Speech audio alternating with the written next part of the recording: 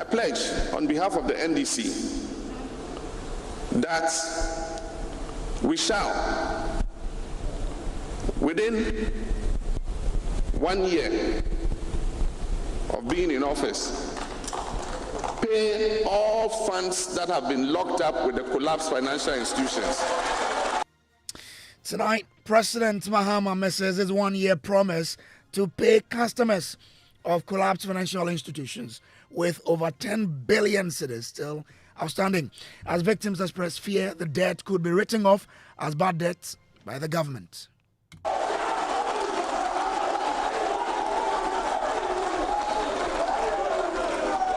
Within our first year in office, we shall pay to all the beneficiaries all funds locked up in the collapsed financial institutions.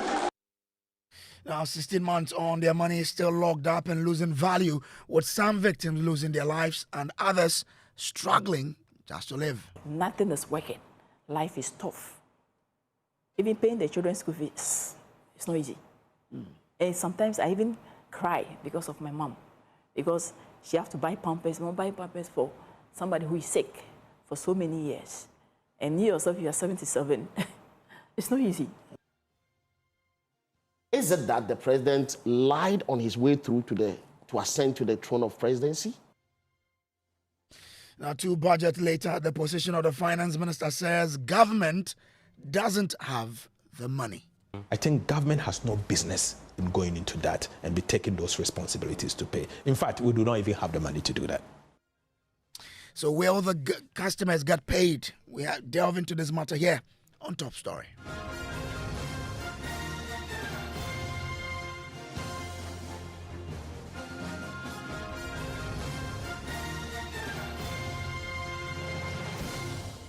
And Top Story, as always, is brought to you by Telecel, Connecting Energies, Holy Insecticide Spray and Coil, Enjoy Holy Sleep, and also by Short Pension, Trust into the future with you. My name is Samuel Kojo Brace. We shall pay you within the first 1 year of being in office. That was the promise made by President John Mahama to victims of the collapsed financial institutions in the lead-up to the 2024 presidential elections. 16 months later, that promise remains unfulfilled, with recent comment made by Finance Minister Dr. Kisiela Tufos and putting spokes in the hopes of these victims after revealing that government does not have the money to meet these obligations. First, let's listen to the president make this promise in, during the 2024 election campaign period. To hear government officials justify the huge amounts it is spending to manage the impact of the collapse of Ghanaian financial institutions, which they now put at a whopping 21 billion Ghana cedis. I weep for the many who have lost their jobs, the many who have lost their jobs, the many who have lost their businesses, and the many who have lost their livelihoods as a result of these policies. I pledge on behalf of the NDC that we shall, within 1 year of being in office, pay all funds that have been locked up with the collapsed financial institutions. So this was the president speaking ahead of the 2024 presidential elections, given that bold promise of salvaging or paying customers whose monies have been locked up. However, his finance minister doesn't seem to be singing from the same hymn book. He spoke on PM Express. Listen to what he said in relation to these particular monies that the president promised to pay. The state cannot be paying this, and the taxpayer cannot be used as punching bag all the time. At any time somebody set up a microfinance or savings and loan company, they run it aground and they just go and a central bank move in and collapse it and transfer the debt to the Ministry of Finance to pay. Am I going to stop paying school feeding? Am I going to stop paying capitation grant? Because the money must come from somewhere. The money must come from somewhere. Tell me, what am I cutting to pay the person who gave his investment to a private person to mismanage. So I have fundamental issues with that.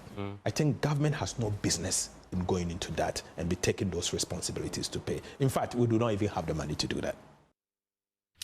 So that is the finance minister who is speaking in government. In opposition, his president, then opposition leader, said they will pay. In government, the finance minister says we do not have the money to pay. But convener of the aggrieved customers of the Gold Coast Fund Management, Charles Nyame, says the finance minister can't deviate from the president's promise. Most of our members, when you go on our platform, they are tempted to say that, is it that the president lied on his way through to ascend to the throne of presidency? Because when you consider his deafening silence on this matter, and upon the letters that we have written to the Jubilee House, requesting him to come clear with his position on this matter, and we have not gained any responses from him, then we are tempted to believe that maybe he lied his way through to the presidency. Is it now his government is in power, so Ghana has no money to pay this? Let me tell you, these are statutory debts. He was talking about private-owned institutions. Who regulates the private-owned institution? Who gave them the licenses? Let me tell you, if you want us to go back, all this mess was created under the first regime of President Mahama. Before NPP took over in 2017, in 2016, IMF had already issued a warning letter prompting the then government to restructure the financial sector, else it is going to the drain. It is just that the NPP government exploited the situation. They did not use the right means in restructuring the finance sector, but the mess was caused by them. And then he was the deputy finance minister. Charles Nyame is convener of the aggrieved customers of the Gold Coast Fund Management, part of the companies that got collapsed and for whose monies the president made a promise to pay. Now, how much has been paid so far and what is outstanding? Head of research here at Joy News, Isaac Kofi has details in John's studio. Kofi, what more do we know on this particular matter? Well, Kojo, watching the president in 2024 making that promise, in fact, he used the word "we shall pay," and he said it twice with his hand on his chest, making that promise to those over 70,000, victims who had their monies locked up in this financial, scheme. And per what we know, in fact, if you look at the financial sector cleanup, how much has been paid so far? The official position or the official figure we know is about 21 billion Ghana cedis that has been paid so far. At the moment, what we are learning is that there is still an outstanding 10.45 billion cedis to be paid. And that was the promise that the president made to the victim, saying that, well, in my first year, I will make sure and I shall pay that money. And questions are being raised about the financial sector cleanup levy, which was introduced somewhere 2020, 2021 to actually plug some of these loopholes. How much has been collected so far and what has that money been used for? Per our checks, since inception, that special tax or the levy or the handle has raked in close to about 2 billion Ghana cedis. The question is, what has that money been used for? All right, that's a question that we need government to be answering here. Kofi Ajay, I'm grateful to you for breaking the numbers down like what you've just done, for us here. Let's get onto the phone lines now and bring in Charles Nyame, who is convener, aggrieved customers of Gold Coast Fund Management. I'm grateful to you, Mr. Nyame, for joining us here. Now, what were the assurances that you were given prior to election? We had the president make the promise, but did you have personal meetings with the president where this particular promise was reiterated to you? Thank you very much, Kojo. I will extend greetings to all your listeners and viewers. In fact, prior to the elections, a lot of engagement was done. In fact, at a point in time, the president engaged the leadership of our group, that's the big customers of Gold Coast Fund Management.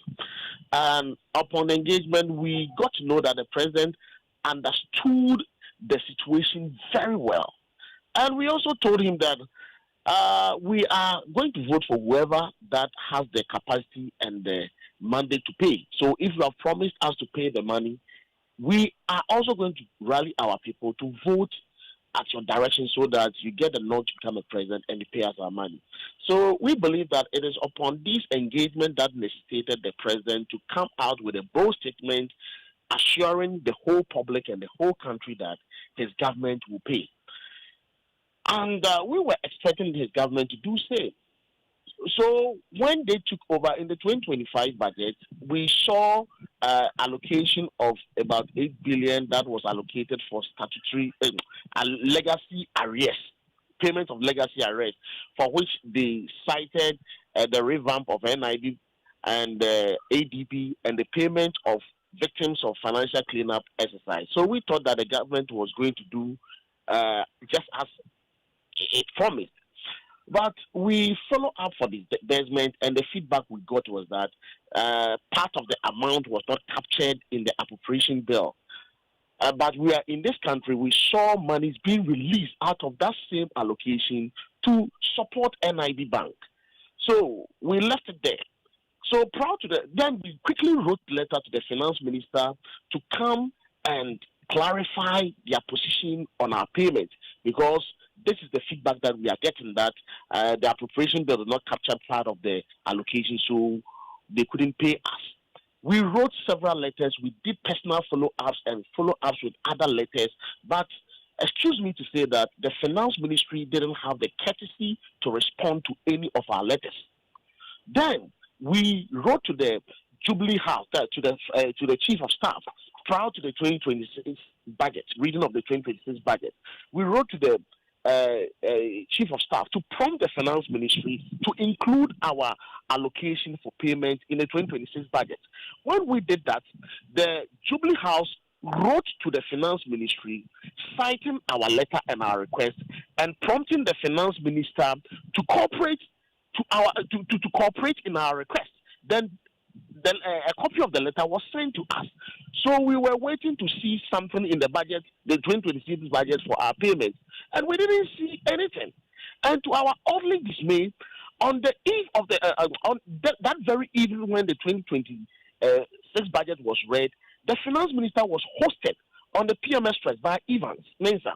And Evans posed a very legitimate question to him, asking him what has become of the payment of those victims who suffered from the financial cleanup exercise. And that was the tape that you played. His response was in the tape that you played. He said it categorically that the government isn't going to pay. So when we got that feedback, we realized that that was his stance. That is why he hasn't gotten the courtesy to respond to any of our letters. So we did a step ahead, saying that after all, Atofosing didn't promise us any payment. It is His Excellency President John Dramani Mahama who promised to pay the money. So we then wrote a letter to seek his audience and also requested him to come clear on his position on this matter as far as our payment is concerned. The letter was dated 21st of November 2025. We have done follow-up letters and we have done personal follow-ups, but we are yet to hear from the president. We are very shocked and we are very taken aback for the position of for the posture of the president and the finance minister, because we were expecting them to do better than the previous government based on their promises. But it looks as if they have positioned themselves just as the previous government as far as our issue is concerned. And our message is simple. We are tempted to believe that the president is maybe lied his way through to the presidency, but we are giving him benefit of the doubt that maybe because of a lot of things he might have forgotten. We are serving this as a reminder to the president. We are pleading with him. He should come out and state his position on this matter. If he has changed his mind and he's saying that he's no longer going to pay us his promise, he should come out and tell us so that we can also advise ourselves how to approach the issues. Now, the finance minister who knows the health of our economy says he doesn't have the money to pay. Don't you believe probably they need some time? Oh, I don't think so. You see, it's all about setting your priorities right. If it is something of urgent to them, they will find money to pay. I don't want to do some comparison, but it is necessary here. As Ghana is going to the World Cup, has the country find money to pay, to support them? Yes. We are in this country. the country spent millions of Ghana cedis importing sanitary pads to be distributed to students because that was their priority. This, we are talking about people's hard-earned money, which they have invested in regulated institutions. Just as I was saying in the morning, these institutions were licensed and regulated, most of them under the regime of NDC, and some of these measures started under the regime of under the first regime of President Mahama. We know IMF letters to during 2016 citing that or instructing the then government to sanitize our financial system, and at then Atufosson was the deputy finance minister, so he supervised over this mess. And I wonder why Atufosson is changing his position. You were the ranking member of Finance Committee in Parliamentary in 2020, where this bailout package was set aside and it came to your committee, you approved of it. And you were the minority leader during 2024 when we petitioned the parliament. In fact, Atufosson himself chose Honorable Mahama then to lead us through the parliamentary petition. And Mahama spoke in our defense that the then government must do all its best to pay us our money. So what has changed? Is it because he's changing his principle because now his government is in power and he thinks they need money to do other things that are better than paying these old women? Buying sanitary pad is better than paying an old woman who has invested his lifetime savings in the country's economy. This is neither here nor there. We are just pleading with them.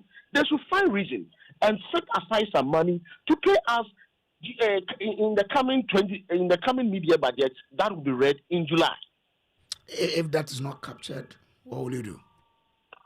Oh, in fact, the way Honorable Atufosson is talking now, it was just as what Honorable Kenneth said at the beginning of this problem. But we piled consistent pressure through demonstrations, picketings, media campaign, and other means. If he positions himself as such, we will go and sleep at the finance ministry with these dying old men and women. That's after the budget is read? Yes. We are giving them this space to find reason to include something in the budget, in the media budget for us. But if that is not done, we will also advise ourselves. We use all legal means within our reach to make them reason to pay us the money. So you go to court as well? Oh, we don't have money. These dying women, old women, we don't have money. You see, we don't have money to secure a lawyer, to go to court. We don't have that money. But we will use other means, other lawful means to make them reason. Someone was saying that the only language politicians, they do understand in this country is through protest. And we will do it for them. But in all of this struggle, you've written to the presidency, I'm aware. Since you started speaking to this particular matter, have you heard from the presidency? Not at all, not yet. Is it your expectation that you will likely hear from them? We will be very glad that anytime soon from now, the president will come out to state his position on the matter. That will help. We are going to pay. This day, this time, we are not going to pay. That will help us know how best to approach the issues. So the monies that were locked up, they are not generating any profit, right? It's just the money invested that is what you're looking for. That is the worrying part. You see, these investments were truncated by the government itself. Were truncated in September 2018, meaning that it is not going to accrue any interest.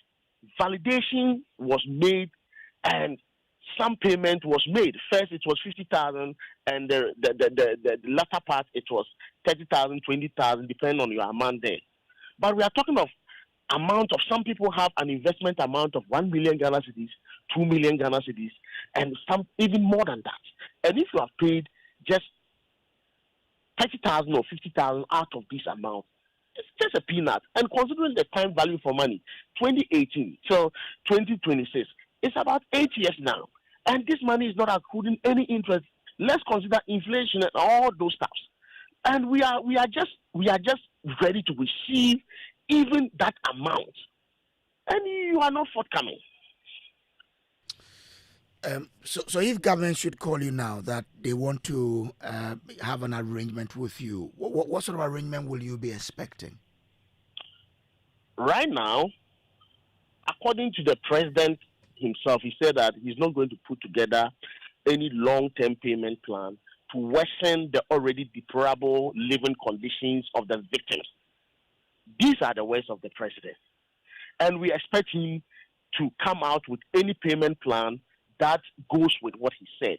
But in any case, if the president thinks otherwise, let us sit on the round table, let's engage, let's draw, and come to agreement, and let's build consensus and know how best these monies could be paid. We are ready to engage.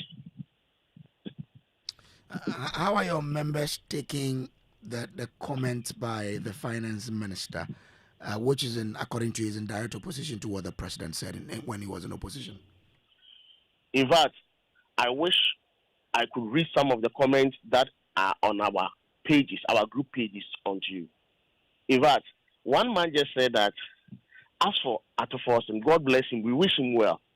But if NDC goes to opposition tomorrow, it's then that they will know who caused them. Because you can't be such blunt on such sensitive matter that we can't find money to pay. And people's livelihood is connected to this. When you look at the composition of our members, our member group, about 80% of them are retirees between the ages of 70 to maybe 90 years. And these people made this life investment savings for their old age. Some of them was dependent on these savings for their medication, their periodical medication checkups, and some even pensioners are renting places where they sleep. And they were dependent on these, the accrued interest on these investments to pay all these rented spaces. So imagine for 8 years now, what has become of those pensioners who are not working and they were dependent on these investments to pay their rented spaces. It means that they can't afford the comfort that they plan they plan their life for. So they have to move from their comfort zone to other places. And all these things are worrying.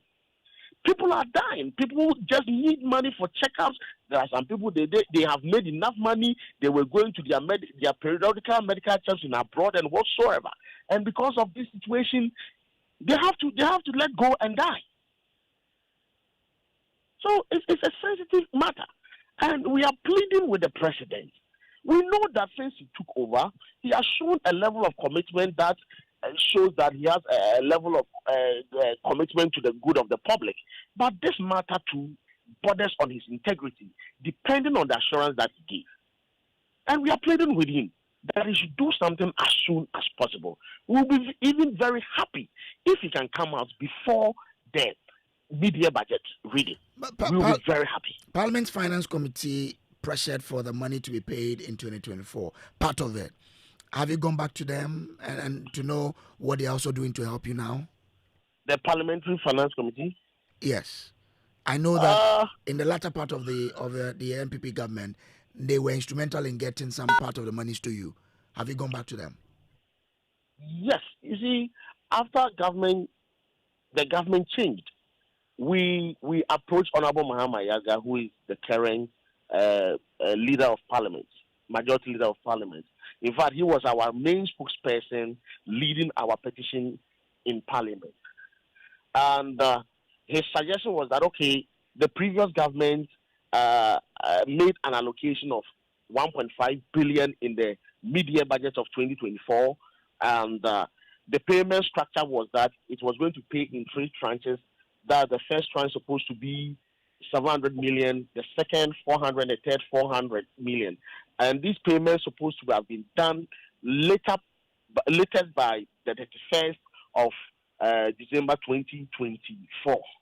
But the worrying part is that when the first tranche was released, the 700 million, and it was disbursed, the subsequent two tranches totaling 800 million were not released. So it was his view that, okay, let's start from that point. Let's consult the Controller and Accountancy General and let's see if this money is sitting there. Let's start with that as we engage the government. When we met with the Controller and Accountancy General Department, the head, Mr. Akwesieje, the letters that were available shows that it was partly lip service that the previous government did in public, because they only sent letters to the effect of release of only the first tranche, which is the 700 million. The remaining tranches, there were no instructions from the Finance Ministry for them to be released. So we tried to let him help us engage with the government and the Finance Minister. He was very forthcoming. Okay. All right. But later on, we realized that he couldn't come forth again. He couldn't told us. He couldn't tell us. But upon our investigation, we realized that the Finance Minister was not forthcoming to cooperate in this matter. All right, I'm grateful to you. Charles Nyame is convener, aggrieved customers of Gold Coast Fund Management. Let me bring in Dr. Stephen Amwa. He is a member of the Finance Committee of Parliament. Doc, I'm grateful to you for joining us. I'm sure you've been following this conversation where, the aggrieved customers of Men's Gold Fund Management were promised Gold Coast, were promised some payment in 2025. As we speak, they say they have not received anything. Are you aware of it? What can Parliament do to help them? Please come again. I want to find out from you what Parliament could do to help the government release the monies owed to customers of Gold Coast Fund Management.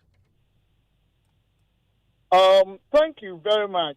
It's not too clear, but if I can hear you are talking about those investors who lost their monies through the financial institutional collapse or something. Yes, that of Gold Coast, they say the president made a promise to them in 2024 to pay. Yet, by 2026, they've still seen nothing. Now, the finance minister is saying they don't have money to pay. And I'm asking whether or not Parliament could help them. Thank you very much. First, we need to look at this whole issue, whether it is an obligation for a government or central bank to pay or perform such obligations. Normally, it's not.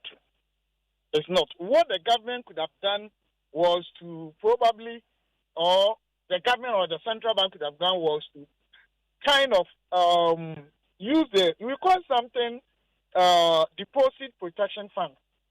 Or government will recapitalize them, the banks or the institutions, reimburse them in a way that they can continue their businesses and then restore whatever they have lost, get to the position that those investors probably could have been kind of repositioned in terms of their funds and their investment. But nowhere in this world that central bank or a government will, in this situation, make direct payments to them. I mean, a government can do that, but I mean, it's not a prudent financial management decision. So if the president made such a promise, maybe proper due diligence or analysis did not really go into the decision-making process.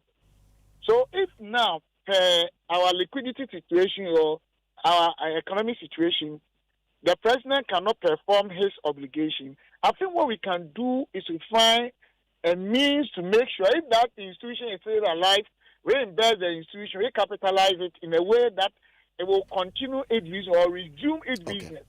And then with time, make sure that financially, those who lost these financial status or whatever will be repositioned. But I don't think it was even prudent or appropriate for a government to say that I'm going to pay you. Does it mean that all the depositors or investors in our country, once you lose your money, government will have to come and pay you? We are running negative effective tax rate economy. All right, I'm grateful to you, Doc, for the time you spent with us. This has been Top Story. Up next is Newsnight. And tonight, pressure on Parliament to resolve a host of outstanding series as it reconvenes tomorrow, with a parliamentary watcher describing it as embarrassing that the House is yet to punish MPs who destroyed public property during the appointment committee chaos. Those excesses, and the honorable member should not suffer because of anything that her father did. And this coming from a sitting MP, I think is an embarrassment to our legislative institution. We have details, plus speak to lawyers on both sides of the aisle. Also, NPP flag bearer Dr. Mahmoud Baumia tells NPP MPs to reposition the party as government in waiting, underline all parliamentary strategy toward winning public trust ahead of 2029 elections. We are no longer healing. We are preparing to govern. We have finished the period of introspection. We must now position ourselves credibly as a party preparing to govern from 7th January 2029. The Ghana Bar Association is under fire tonight for failing to release a statement on Minority Leader Alexander Afenyo-Markin's comments about a judge 48 hours after its PRO said a condemnation was ready but unsigned. That is why we deem it necessary to speak to you even before the statement comes out. You know, we have our rules by which we act. In any case, to our attention, last night, some of us were not even in Accra.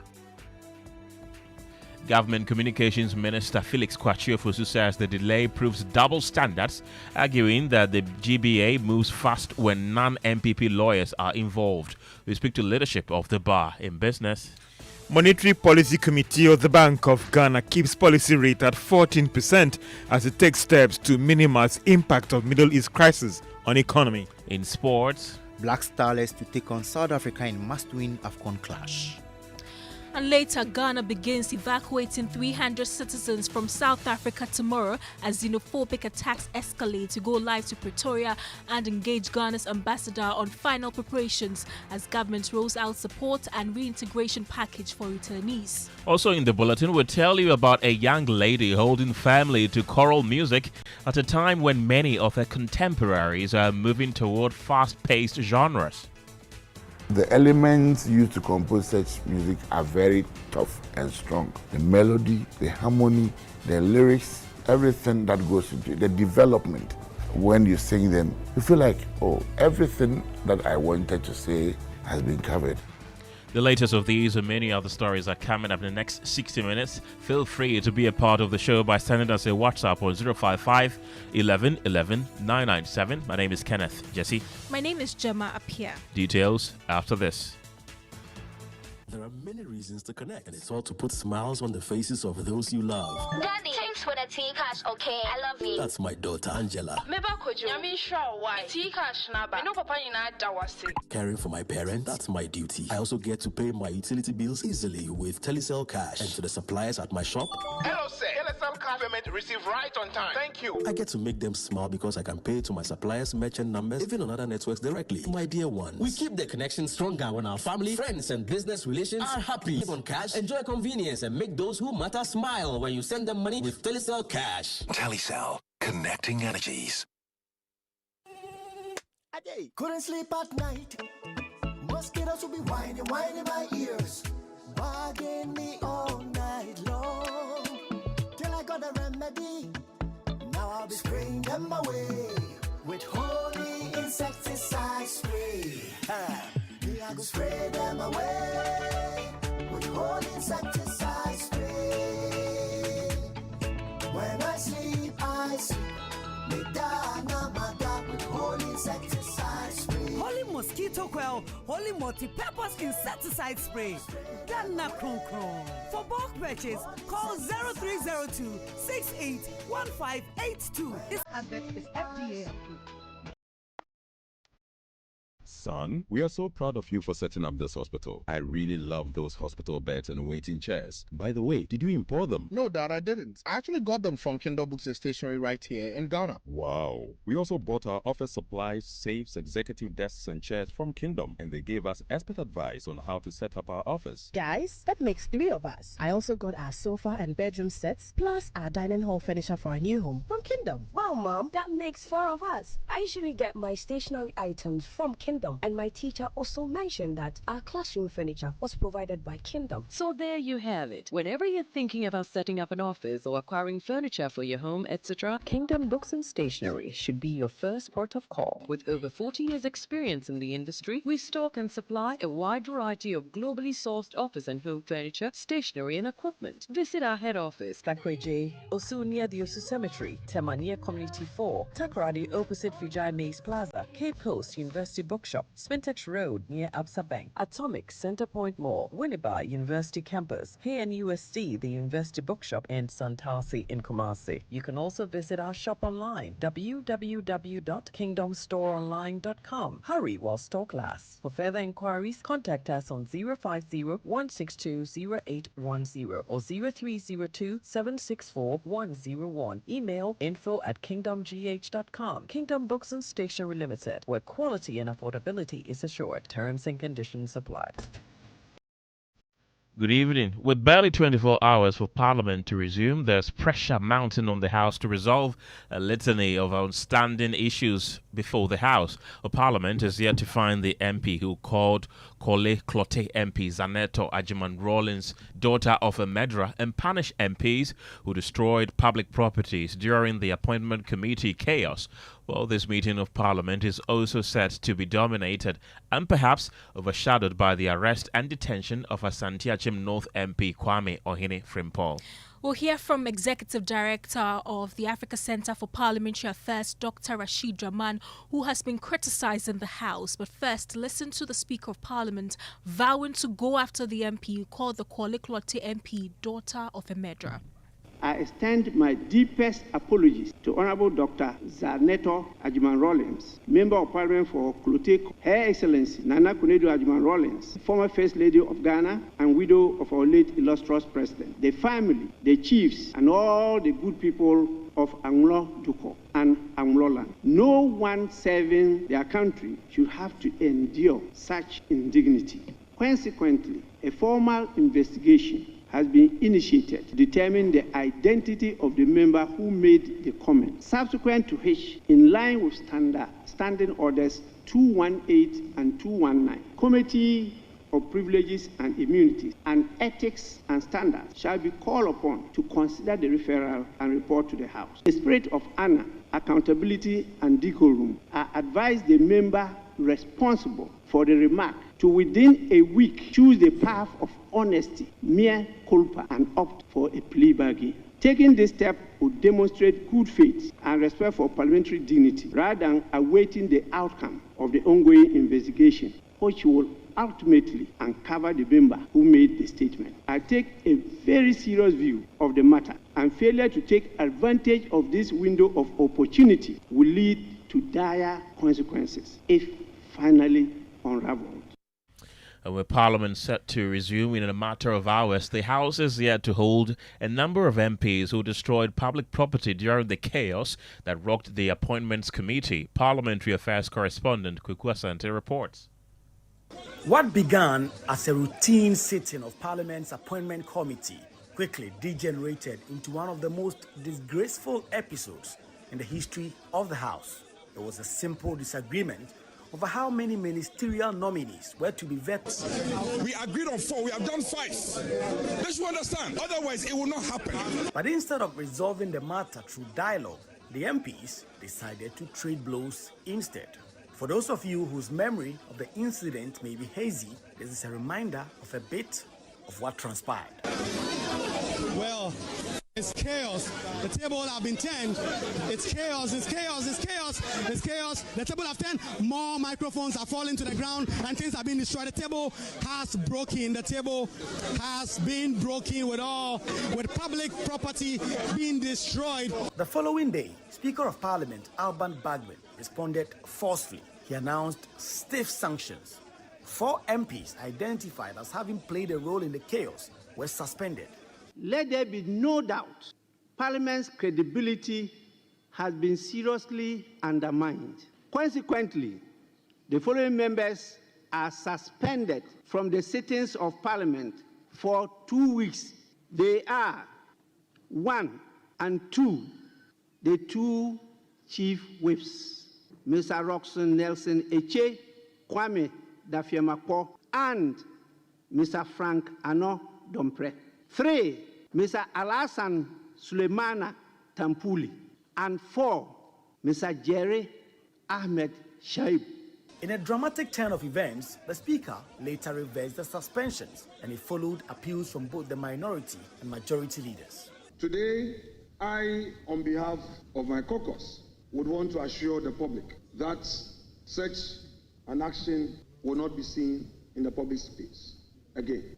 I also, on behalf of my side, appeal to you to reconsider your decision and lift the suspensions. A special committee was swiftly constituted to investigate the disturbances. Witnesses were invited, testimonies were taken, and a report was compiled. But that report has never been made public. 1 year later, it has still not been laid before the House, let alone debated the decision taken. And while that report gathers dust on the shelves somewhere in Parliament, MPs captured on live television vandalizing public property have walked free. There have been no prosecutions, no surcharges, no restitution, simply no accountability. Parliament appears to have collectively moved on. And in Parliament, where every disagreement now generates chaos, some fear even worse scenes may yet unfold. MPs now safe in the knowledge that no one will ever be held responsible for any misconduct. For Joy News, Kweku Asante. We can now hear from Dr. Rashid Draman, who says it is embarrassing that all these issues are unresolved and no MP has been held to account. I mean, it's quite sad. I mean, I've listened to the playback of what the Right Honourable Speaker said, and these matters, particularly the chaos at the Appointments Committee, referred to the Privileges Committee, and then this matter of Honourable Member for Kole Klote. I think reflecting on this and reflecting on other similar matters in the past, I would think that it's about time Parliament set up some kind of office in within the legislature to be one that would have the register of all these matters that get referred to the Privileges Committee and ensure that at least there's regular follow-up. Because it's embarrassing that today we are talking about these matters 1 year after, and that, people are walking freely after destroying public property. If it is an ordinary Ghanaian who destroyed public property, the person would have been rotting in jail by now. And our MPs are the ones that have to set a very good example. You heard Executive Director of the Africa Center for Parliamentary Affairs, Dr. Rashid Draman. Let's go to the phone line and speak to Roxanne Nelson Dafiamekpo. He is the Majority Chief Whip and MP for South Dai. Thank you so much for joining us on News 9. How do you react as a leader to the outstanding issues in Parliament? I didn't understand the question. I'm asking for your reaction. There are these two outstanding issues in Parliament yet to be resolved. Which two outstanding issues? First, the MPs who destroyed public property during the Appointments Committee sitting somewhere last year, and an MP in Parliament also calling the MP for Kole Klote, Zaneto Rollins, daughter of Emedra. These two issues have not been resolved yet.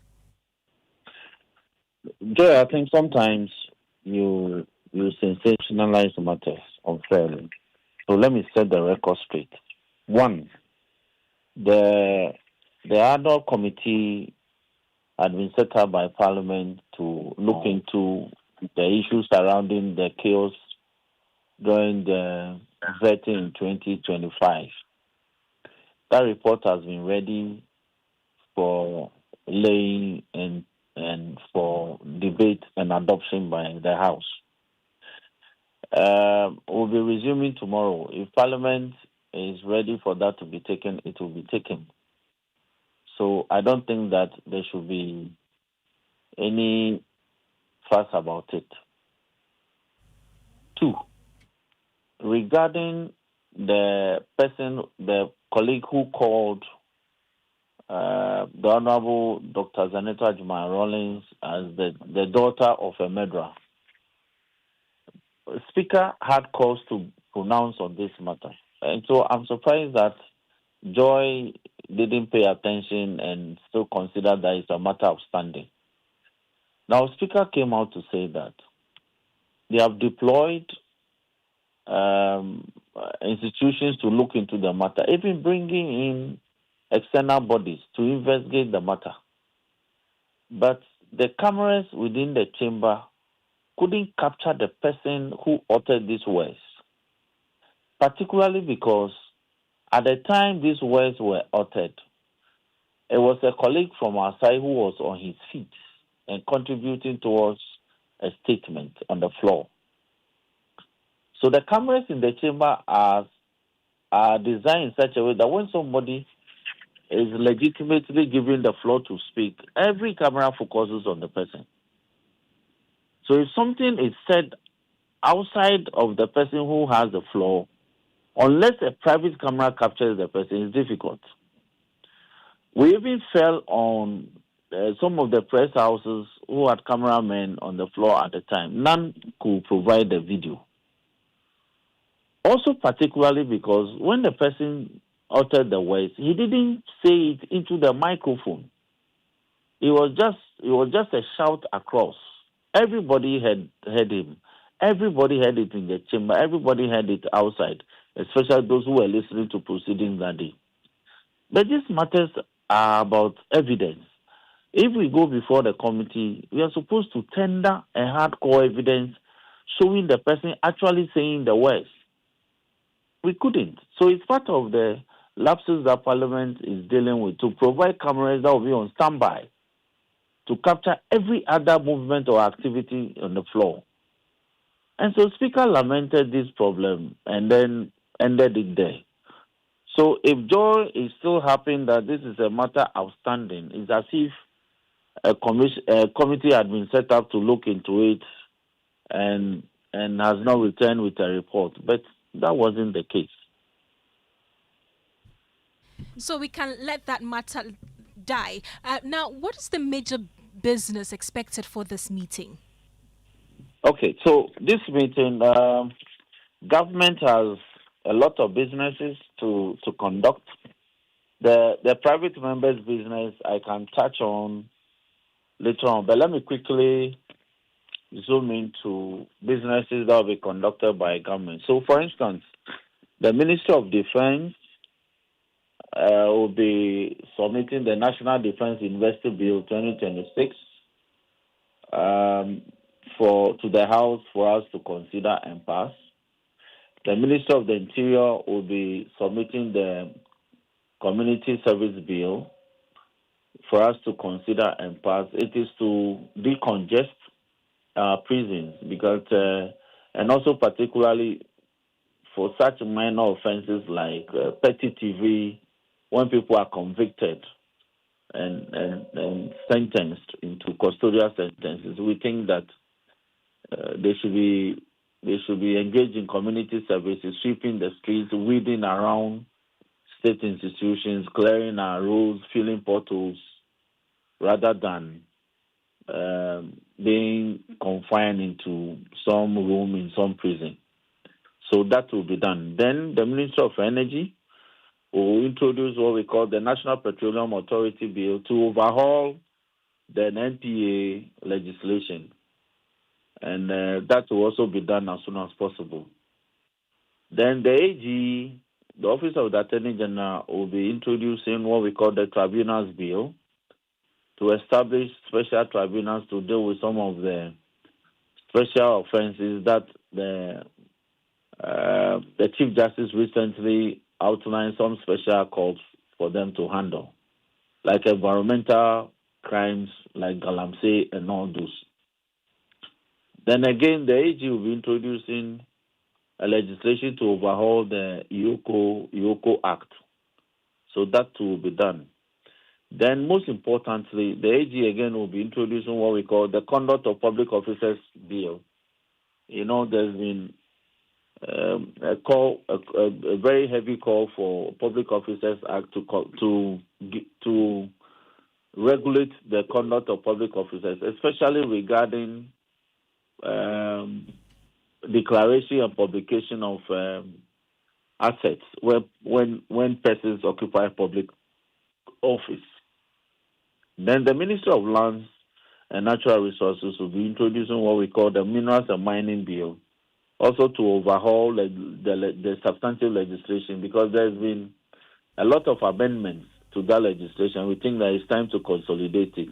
Then they'll also be introducing what we call the Surveying Council Bill. You know, there are surveyors in this country. They have an association. They have all that, but we don't have any legislation governing their work, aside from what is captured under the Lands Act. So we want to introduce a substantive legislation to govern the work of surveyors. A number of bills you'll be considering at this particular sitting. Thank you very much. Roxanne Nelson Dafia Mekbo is the majority chief whip. Away from Parliament, let's talk politics, because the MPP flag bearer, Mahmoud Bawumia, has told the minority MPs to reposition themselves as a government in waiting, insisting that every parliamentary intervention must now be shaped by the objective of convincing Guineans that the MPP is ready to return to power in 2029. Addressing the MPs ahead of the resumption of Parliament tomorrow, he said the party has moved past internal reflection and must now focus on presenting itself credibly as a governing alternative, with its messaging consistently answering one central public question: whether the MPP can be trusted to manage the country again. We are no longer healing. We are preparing to govern. We have finished the period of introspection. We must now position ourselves credibly as a party preparing to govern from 7th January 2029. From this session onward, every word we speak must answer one question in the mind of the ordinary Ghanaian. Can I trust the MPP to run the country again? That is the question we must answer. The positions we take on matters that come before the House, the alternative business we bring to the floor, the private members' bills we choose to introduce, our comments to the press, and what we participate in, abstain from, or even boycott, must all be guided by one objective: convincing the people of Ghana that they can trust us to do a better job than the NDC and move this country in the direction that ensures growth while safeguarding our country for future generations. The former vice president also charged the minority MPs in parliament to step up scrutiny of the governing administration, describing them as the first line of accountability and a key force in holding the state to account.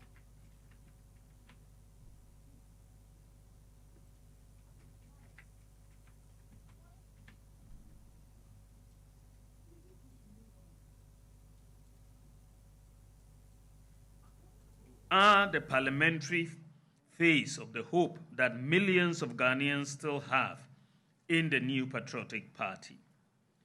You are the expression of the ambition and plans of our party for the people of Ghana. Do not underestimate your place in this moment. In opposition, the minority caucus is not a spectator. You are the first line of accountability, the first line of policy scrutiny, and the first line of reassurance to citizens who are beginning to ask whether the promises made to them were carefully thought through or merely crafted for campaign applause and deception. I believe in this caucus. Now, the New Patriotic Party has expressed deep concern over the alleged refusal by officials of the Bureau of National Investigations to bring the party's Brno regional chairman to court, leaving party leaders worried about his current condition. The General Jurisdiction Division of the Accra High Court earlier today adjourned hearing of a bail application filed on behalf of the outspoken regional chairman to tomorrow for further arguments. Member of our Legal Affairs Desk, Fatal Bayaga, was at the Accra High Court and joins me in studio with more. Fatal, first of all, take us through what happened in court today and what exactly led to the adjournment. Gemma, so the opposition members who came to court optimistic that the Brno regional chairman of the party would be granted bail. In fact, they were very hopeful that their bail application challenging the Circuit Court's decision, in relation to the remand decision taken by the court would be upheld by the court. But then immediately they moved the motion for the bail application. Then an assistant state attorney at the AG's department was on her feet, and she said that she was under the instructions of the Deputy Attorney General, Justice Ramsai, that they were praying for an adjournment, a brief adjournment, for them to familiarize themselves with the application and then, provide a response to it. Immediately she made that statement, Godfrey Tiabodami, former Attorney General, got up on his feet and he vehemently opposed that particular request, describing it as unnecessary and out of order. Immediately he made that statement. Then the prosecution again maintained that they needed time to consult the investigators to better understand this particular application and then respond accordingly. The trial judge, Halima Abdul Al-Lawal Bassett, then consequently adjourned the proceedings granted the request and then adjourned the proceedings to tomorrow for further arguments. So just immediately after that, Justin Kodia Frimpong, General Secretary of the party, and other leaders of the party walked out of the High Court. They, engaged the media. In fact, then the General Secretary said that he wasn't happy with how the process was handled from the start. He said initially they were informed that the case was going to be presided or, was going to be handled by Criminal Court 2, but later, just within the last minute, it was moved to General Jurisdiction 2. And he said that he wasn't quite excited about all of that. We can take a listen to him explain this in court. After some few minutes, our lawyer, Kojo Brace, told us that, surprisingly, the case has been moved from where officially it was allocated to a different court, to our dismay. And indeed, as at Friday, we are aware that the docket was sent to the Criminal Court 2. So as to why the case was moved to a different court is something that is mind-boggling. Well, Fatal, we had Justin Kodia Frimpong. He has also been speaking about the current condition of Abronye. Absolutely. So basically he said that they were not happy because they wanted to see this man. Initially, there were reports that he wasn't feeling well. His condition was deteriorating, among other things. So they wanted to see him and be sure that his condition was okay and all of that. But, Gemma, they came to court. This man was not brought, and they were quite concerned. We can listen to him. Thankfully, we have Justin Kodia Frimpong on the line. Ken? Yes, indeed. He's the General Secretary of the opposition NPP. Also on the line is private legal practitioner and law lecturer at the University of Professional Studies, Accra, Justice Abdullah. Gentlemen, grateful for your time this evening. I want to begin with you, Mr. Kodia. You say you were worried about Abronye's condition. What exactly have you been told, and why was he not brought before the court today? Good evening, Ken, and good evening to your cherished listeners. It's something that is very surprisingly shocking that we go to the courts, we're expecting that Mr. Kwame Bafo-Eke Abronye would have been brought to the court. And as to why he was not brought to the court is something that we have not gotten an explanation for. So we are hoping that tomorrow they will bring him to the court for us to even assess his current health status. Are you anticipating that tomorrow is going to be something different or a lot more of what happened today? Well. To start with, I don't think that we should have gotten to where we are today, and all because of one judge's decision to use the discretionary power given to him capriciously and without making reference to Article 19, which talks about presumption of innocence. But be as it may, our lawyers, or lawyer for Abronye filed a bail application, and the AG's office was served 6 days ago. So in the morning, when we arrive at the court, per the electronic allocation of cases at the High Court, the case had been assigned to Criminal Court 2, which we were there in the morning, and only for lawyer for Kwame Bafo Kojo Brace to tell us that he's picking signals that the case has been moved to a different court. So he sent one of his juniors to go and cross-check, and behold, yes, indeed, the case was moved from the criminal court to general jurisdiction, which is very, very, very surprising as to reason that necessitated for the registrar to move the case to a different jurisdiction. In any case, our application still remains, and we are very confident that our argument contained in that application is solid, and tomorrow we are expecting that justice will be duly served, and nothing short of that. So that is what we are expecting to happen tomorrow. I want you to hold on for me. Let me bring in Justice Abdullah. He is a law lecturer at the University of Professional Studies. Welcome to the program as well. From a legal standpoint, how unusual is it for an accused person not to be brought to court during proceedings of this nature? So let me say that it is a regular pattern, not that I endorse.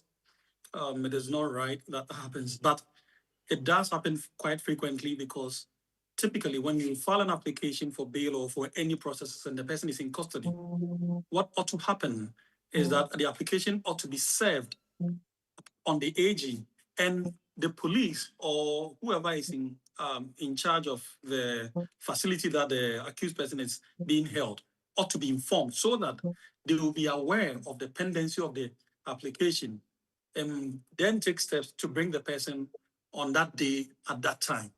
This is what, if you don't take steps to go through these arrangements, the case will go on. The person will never be aware of it. The detention center will not know that the application is coming on that day. And you are then likely to face this kind of challenge. So it happens quite often, but it is not a good thing, because I expect that if the system was operating very well, once you file the application, it ought to trigger all these processes automatically. But that is not what happens. You, the applicant, or your lawyers, would have to take active steps to inform the detention center, whether it is the police or it is the prison service, that this application is coming on. In fact, you have to go to the specific place where he's being held, and you have to, if you like, inform the investigator handling the matter, so that all these steps can be taken almost immediately. Otherwise, you are likely to face this kind of challenge. And it is quite difficult to appreciate why we still, up to this date, have this happening. It's not an exciting thing to do. Right. And moving forward, what are the possible legal implications if the court finds there were procedural lapses in the handling of this case at the Circuit Court? So, because it's a bail application, the court is not mandated to go into the merits of the case and all flaws or otherwise that might have occurred in the process. What the court will be minded to do is to determine whether the applicant is a person that is meets the requirements to be admitted to bail. You need to meet certain requirements, and if you're unable to meet those requirements, the court has a discretion to refuse your bail application, in which case you would have to go back into custody.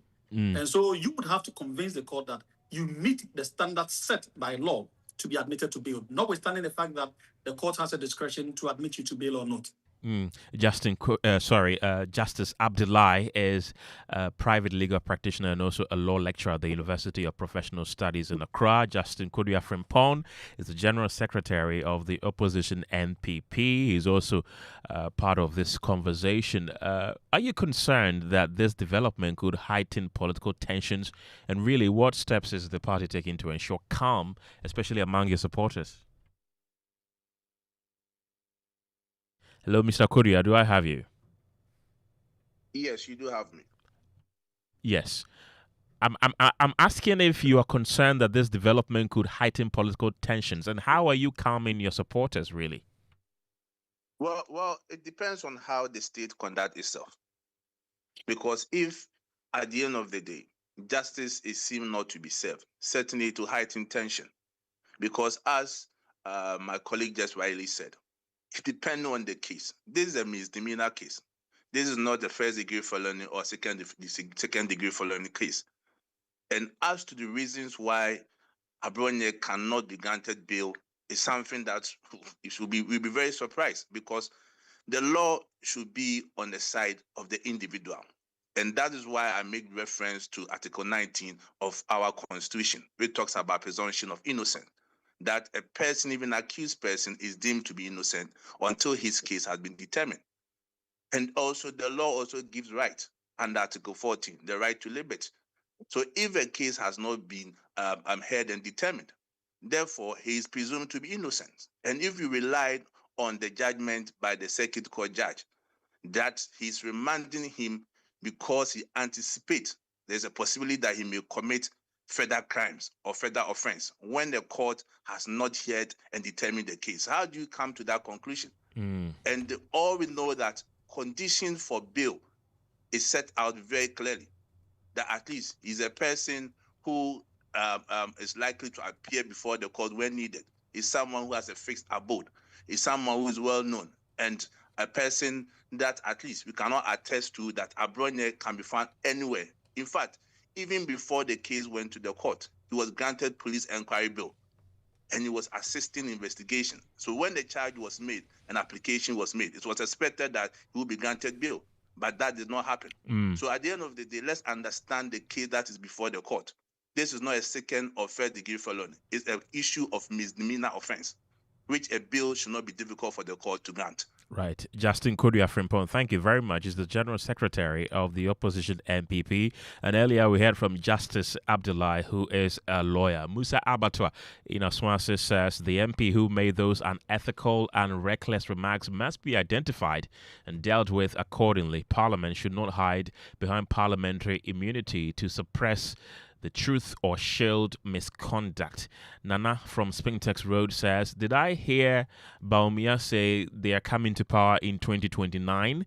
Well, he should dream on. For even allowing Abronye to insult the clergy in the name of free speech, most Christians won't trust his party. Ace Noku says, I cannot understand people we put in place to govern our coffers, and they choose to cover up looters at the expense of innocent investors. That's the message you've sent to us. And Isa Tanimu from Boko says, what is Atoforsen saying about addressing the financial sector crisis? The mess was caused under the NDC government, and government regulates these financial institutions. This issue cannot be left to the financial institutions alone. Those are some of your messages. We will be reading the rest of them in the course of the bulletin. But now, let's do business. George is here. Well, coming up in business, Monetary Policy Committee of Bank of Ghana keeps policy rate at 14% as it takes steps to minimize impact of Middle East crisis on economy. And Bank of Ghana Governor Dr. Johnson Isiama assures country will not return to era of sharp cedi depreciation despite recent sustained pressures, insisting of adequate reserves to support demand. The business news on Newsnight is brought to you by MTN Business. Welcome to the new world of business. Kingdom Books and Stationery, your number one-stop shop for all your office essentials, Sintex tanks, and Pepsodent, Herbal, and Charcoal. Je m'appelle. Je m'appelle. Je m'appelle. Mappe. Et mappé. Hey, Asamo. French idiot. This is midi croissant. Meet Ajah. She makes Sobolo in a small shop in Kaswa. She's going places with MTN Ejumapa. Now, she's learning French kakra to teach her francophone customers indigenous recipes. Watashi no namae wa. Watashi no na. My boy. Whoa. She's learning Japanese too? Watashi. What? Echa Sobolo to the whole Wiase. If you're a woman with a small business, join MTN Ejumapa today by dialing *5060# and enjoy 150 megabytes data, a lifestyle bundle for social media, free MTN to MTN calls every Monday, and an insurance cover. You will also gain access to expert training, discounts on digital tools, and financial support to grow the business of your dreams. Terms and conditions apply. MTN. This is where the future of global finance takes shape. Join over 500 leading financial market professionals and decision makers from Africa, Europe, Asia, the Middle East, and beyond at the prestigious ACI World Congress Accra 2026, happening at the luxurious Kempinski Hotel, Gold Coast City, Accra, on Thursday, May 21st and Friday, May 22nd, 2026, starting at 8 a.m. Proudly co-hosted by the Central Bank of Ghana with support from Bloomberg, London Stock Exchange, Ghana Stock Exchange, Deutsche Börse Group, through 360T, and many more. Here's where we shape the future of capital markets, foreign exchange, investment banking, treasury, commodities, and risk management. Experience insightful discussions, powerful networking, Ghanaian hospitality, and an unforgettable gala night. ACI World Congress Accra 2026, delivering more than an experience. Hello, CEOs. Ghana's foremost business platform marks 10 years of leadership impact. Join the 10th Ghana CEO Summit and Expo on Thursday, 28th May 2026 from 9 a.m. to 5 p.m. at the Kempinski Hotel, Accra. The summit is themed Accelerating Ghana's Economic Transformation, driving bold reforms through leadership, technology, and industrialization. Tagline, From Vision to Action. His Excellency John Dramani Mahama, President of the Republic of Ghana, will attend as special guest of honor and officially launch the CEO Government Compact 2026. Highlights include presidential CEO dialogue, masterclasses, panels, brand expo, CEO profiles, networking. Registered now at GhanaCEOSummit.com. Call 054-639-1970 or email info@GhanaCEOSummit.com. Powered by CEO Network Ghana in partnership with Deloitte, PwC, EY, GIPC, University of Ghana, Media General, and the Multimedia Group. The 10th Ghana CEO Summit and Expo, a decade of leadership impact. T&C supply.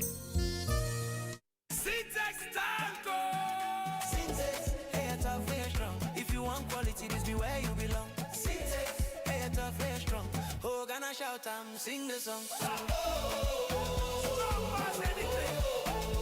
When the sun they hot, syntax no break. When the rain they fall, still no shake. Builders they choose and plumbers they prove. Any project you they start.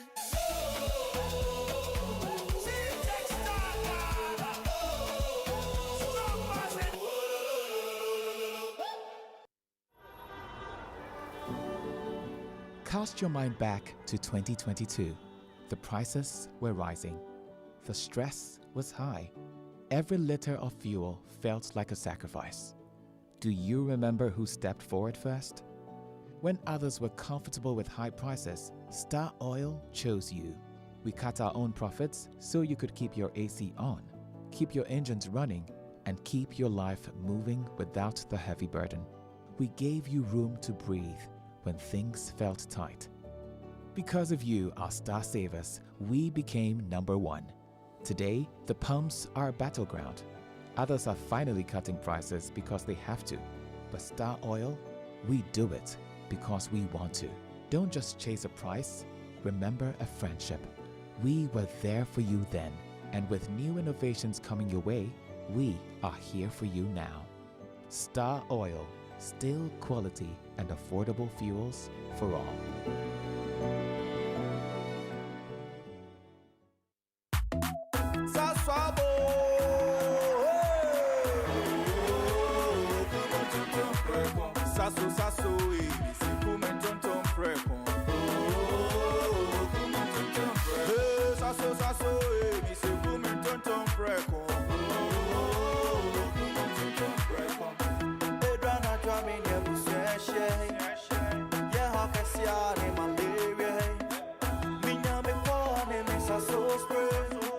Every mosquito study run away. Sasso, sasso, mi se come tonton preko. Sasso, kumtonton preko na ni shamne die edemo This advert is FDA approved. You welcome back to Business on Newsnight. Now, the Monetary Policy Committee of the Bank of Ghana has kept its key lending rate to commercial banks. It left the rate at 14% after meeting to review developments in the economy over the past 2 days. Speaking during a news conference earlier today, Bank of Ghana Governor Dr. Johnson Isiama noted that the action was influenced by uncertainty about the development in the Middle East on the Ghanaian economy. The committee evaluated other forms of risks. The elephant in the room here is the Middle East crisis. Up to this time, one is not sure whether it's a temporary crisis or whether it's going to be a long-lasting one. If we assume that it will be a longer-lasting one, then you can imagine the impact on inflation expectations or the so-called second-round effects. And so, on the balance, the committee assessed the improvements in the fundamentals. It looked at not just the domestic economy, but also the headwinds that are coming from some of these global shocks. And that is why, in the wisdom of the committee, it was decided to pause and to evaluate all these incoming data so that at the next MPC round, the committee would evaluate the issues again and take an appropriate decision. That is Bank of Ghana Governor Dr. Johnson Isiama. In a related development, the Bank of Ghana has reviewed the cash reserve ratio for commercial banks to a uniform ratio of 20% effective June 4, 2026. Let's still stay on the Monetary Policy Committee meeting because the Bank of Ghana Governor Dr. Johnson Isiama has given the firm assurance that the country will not return to that era of sharp depreciation of the Ghana cedi despite recent pressures. The local currency has depreciated by more than 8% against the US, igniting concerns that things could be getting worse soon. But the governor has maintained that there is no need for businesses to panic.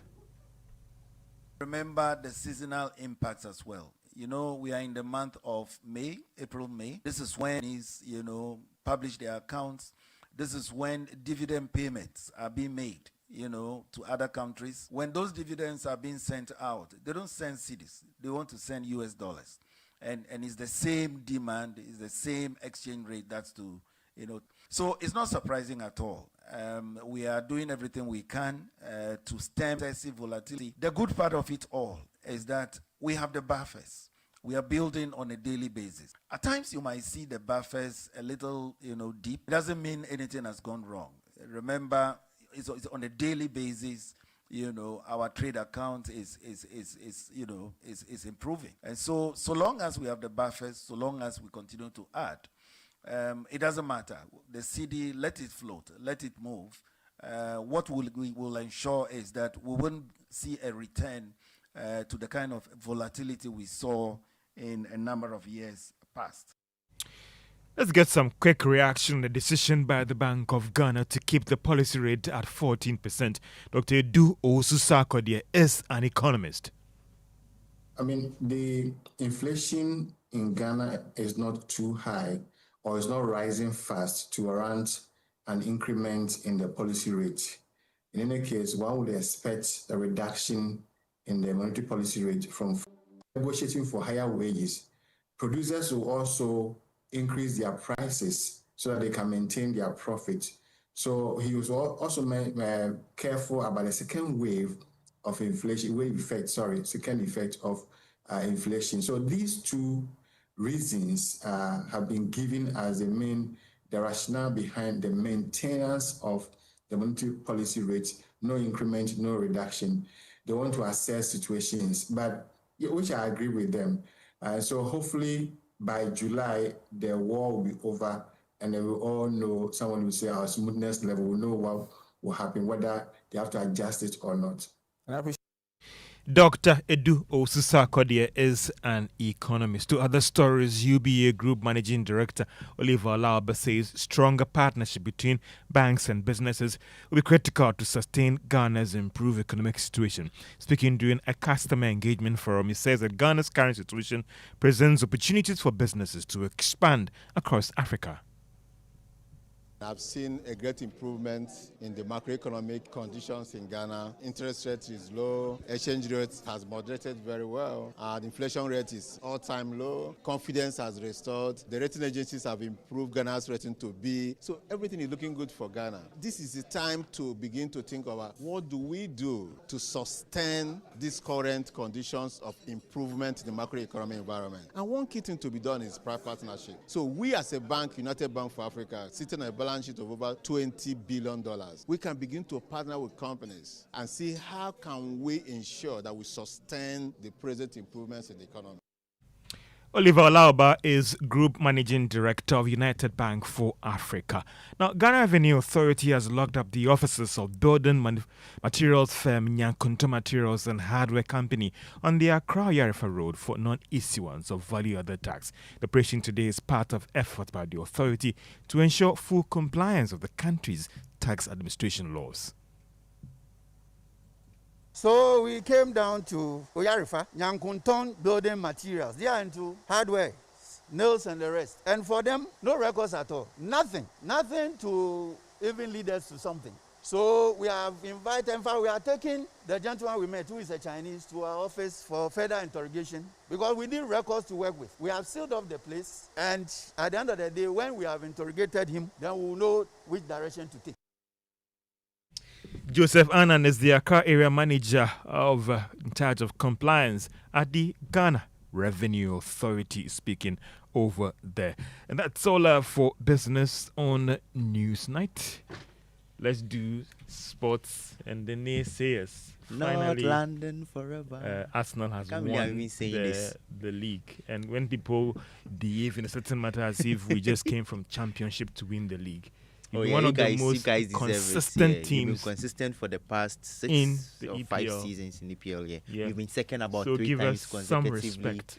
So it was inevitable that you're obviously going to win it at a point, and you did it yesterday. Thanks to Man City's incompetence, you've won the title, and congratulations for that. Yeah. At a point in time, we just lost by a point. So yeah, you've done well. You deserve it. I mean, you deserve it. You deserve it. Ken, you won't congratulate us now for winning the title, or it's none of your business because you're Madrid fan? They've done well. Yeah, they've done After well. how many They've done years? well. 40 years? Oh, no. There were 20-something years. But, yeah. All right, let's do some Black Starlet stuff. And Ghana will face South Africa in a decisive Group D encounter the 2026 U17 Africa Cup of Nations in Morocco as the Black Starlets fight to keep their qualification hopes alive. My colleague Razak Musbao has more in this report.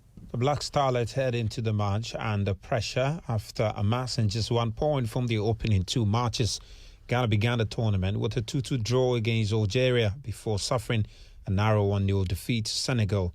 Victory against South Africa will significantly improve Ghana's chances of progressing to the knockout stage and remaining in contention for a place at the FIFA Under-17 World Cup in Qatar later this year.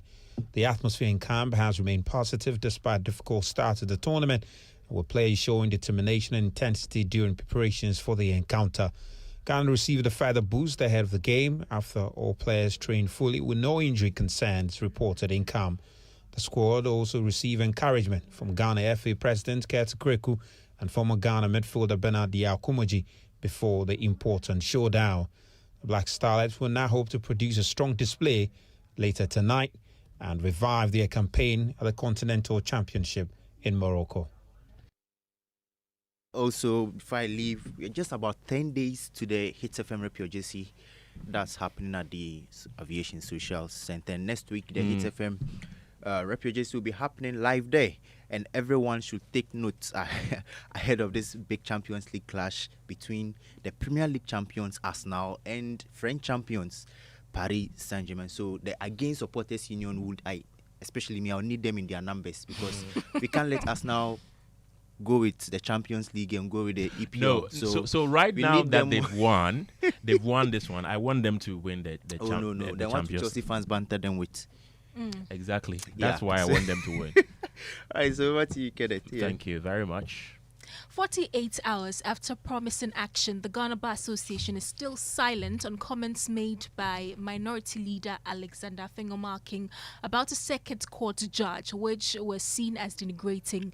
Minister for Government Communications Felix Kwatiofosu said the GBA silence shows it's aligned with the NPP, arguing that the association is usually quick to speak when lawyers outside the NPP are involved. Following that post by government spokesperson, the Public Relations Officer of the GBA, Samuel Kojo, addressed the delay in condemning the comments by the minority leader and promised a condemnation statement was ready but unsigned. He spoke on Top Story on Monday. Listen. The law is a living subject. Nobody knows it all. That is why the appellate system is there, so that if judges you don't go on air or to the media to attack them, but rather you use the judicial process to address it. Well, the concern is the time within which GBA responds to such matters when it is about non-MPP lawyers. Because this was said about 24 hours ago, yet we are now about to receive a response or a statement by the GBA. That's what people are criticizing you for. That is why we deem it necessary to speak to you even before the statement comes out. You know, we have our rules by which we act. In any case, to our attention last night. Well, it's been over 24 hours and no statement has come. Let's go to Zoom now and speak to Samuel Kojo. Welcome to News 9. It's been 48 hours, as I mentioned earlier, since you stated that GBA was going to release a statement on the comments by Fingomarking. What is now accounting for the delay or perhaps failure to do so? Hello, good evening. Good evening. How are you? Let me say it this way. What would have been the import or the essence of the statement? Would it not have been the position taken by the Ghana Bar Association on the matter? Is that not so? I'm asking a question. I'm listening to you. Kindly go ahead. So if before a statement is issued, the contents or the position contained in the statement is made known to the public through an interview, what would be wrong if the statement doesn't come out as planned? Our usual procedure is to issue statements before we speak to it. But because of the urgency of the matter and those in our leadership who signed statements of us, because they were held in a meeting, I had to come out and speak on the matter relative to our position on it. So I don't see the need to worry about this. And the question the position has been made known. Has the position not been made known to the public? Or you want it in a written form, in a statement form? What is preventing the GBA from doing so? Putting that into a statement signed by the General Secretary or even the President of GBA? No, what do you want to hear? Do you want to hear a statement or you want to know our position on the matter? To be on record. If it is our position on the matter that you want to know, we've stated it already. And that is what is contained in the statement. So having said this to the public, who is the statement meant for in any way? It's not for the public. We have made our position known. Why would we come back stating the same position in a statement form? If you watch us closely, our dealings have always been in the form of a statement. Before, if the media comes in, we explain the statement. So if the position contained in the statement has already been made through interviews, what else is there to be said? Kindly hold on the line for me. Theo Jimiga is a private legal practitioner. He also joins me via Zoom. Theo, how do you react to the posture of Before GBA? you come in, let me correct this. We did not issue our statement because the government spokesperson made his statement. No, we started working on it before he came out. Let me make this point clear. We only heard from you. Those who signed statements for us were held up in a meeting. That was what caused the delay, but not because somebody prompted us. We only heard from you after he had posted that on Facebook, after the government communication minister posted that on Facebook. Are you the one to time us or he's the one to time us? So kindly hold on from me. Jimiga, welcome to News 9. How do you react to the posture of GBA? Good evening to your listeners and good evening to your good self. I'm surprised at the posture of my senior. If that is how GBA has been doing things, that they you take statement from just the PR from the GBA and that's it. Then we don't have any problem. Going forward, if that is their new structure, we are okay. But he mentioned that due to the urgency of the situation, he has to talk to you first before they issue a statement. And it's 48 hours since he last spoke to you. And that urgency has not crystallized into the urgent nature of it. It's a bit disturbing, to say the least, with all respect to my senior. GBA's position has always been this way. Once it is a pro-MPP lawyer, this is how they behave. It has always been like that. And these are some of the reasons that are giving birth to the Ghana Law Society. It is because GBA is seen as so partisan to the extent that Justice Doche asked them that talk on critical national issues and don't be silent on critical national issues. The judge cannot respond to Appiah markings. Association of Judges and Magistrates might respond. GBA has always been able to respond on things like this. When it happened to Xavier Sosu, I checked. It took them less than it's taking them now to issue statement to condemn Sosu. The point he's making is that they've already granted an interview to us on the issue, so that should suffice. That is what I'm saying. If you pay attention from the beginning, I say, is that how they've been doing it?